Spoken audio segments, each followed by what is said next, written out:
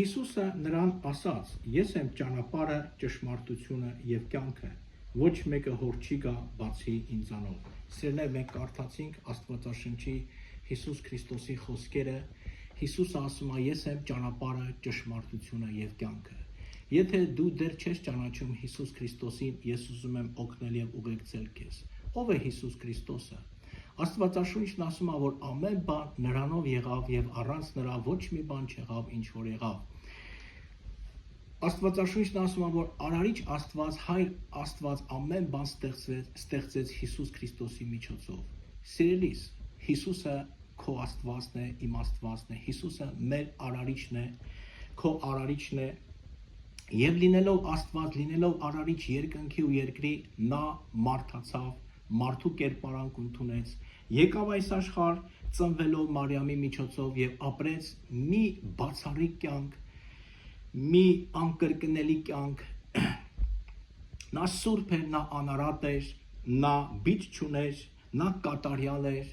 Հիսուս Քրիստոսը բազմաթիվ հրաշքներ ա գործել։ Հիսուս Քրիստոսը սովորացնում էր ճշմարտությունը։ Նրա միջոցով շատ մարդիկ բժշկվեցին, ազատագրվեցին, մարդկանց կյանքը փոխվում էր, բայց նրա գերագույն նպատակը, սիրելիներ, այս աշխարհ գալու համար նա էր, որպեսզի ամբողջ աշխարհի մեղքը վերցնի իր վրա։ Սիրելիներ, Հիսուսը վերցրեց ամբողջ աշխարհի մեղքը իր վրա եւ խաչի վրա տանջվելով, չարչարվելով, արյուն թափելով վճարեց ամբողջ աշխարհի պարտքը։ Նա խաչվել է, նա արյուն է թափել իմ եւ քո մեղքերի համար։ Նա սիրում է մեզ, սիրելիներ։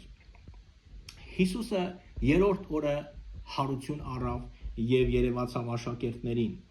Եվ մի առժամանակ հետո համբարձվեց եւ հիմա երկնքում հոր աջ կողմը նստած բարեխոսում է ինձ եւ քեզ համար։ Սիրելիներ, Հիսուս Քրիստոսը կենթանի Աստված է։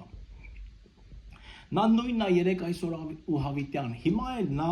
հրաշքներ է գործում, հիմա էլ նա փոխում է մարդկանց կյանքը, հիմա էլ նա տեսնում է, նա լսում է մեր աղոթքները։ Նա սիրում է քեզ եւ ուզում է, որպեսզի քո կյանքը փոխվի։ Հիսուսը ուզում է, սիրելիներ, լինի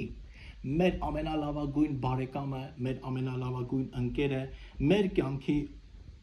ուղղություն տվողը, մեր Տերը, մեր Փրկիչը։